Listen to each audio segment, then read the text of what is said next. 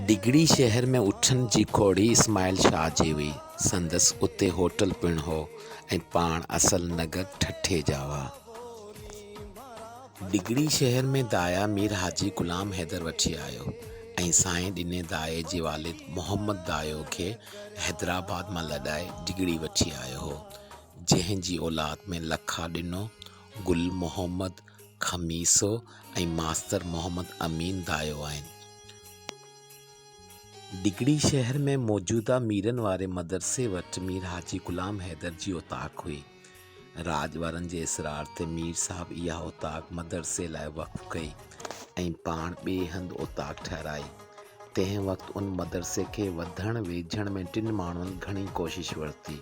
हिकु मौलवी मोहम्मद इब्राहिम, ॿियो मौलवी अब्दुल हई नोहाणी कंगोरे वारो ऐं टियों मौलवी मोहम्मद दीन आराई डिगड़ीअ वारे।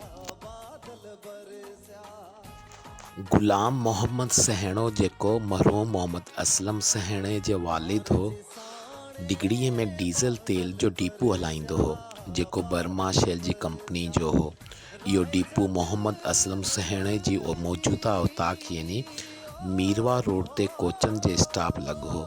ग़ुलाम मोहम्मद सहणे 1950 ईस्वी धारे इहो तेल जो डिपो खोलियो हो, जेको 1974 ईस्वी में बंदि थी वियो हो। डिगड़ी शहर में पहिरीं जीप डॉक्टर फ़िरोज़ुद्दीन आंदी हुई।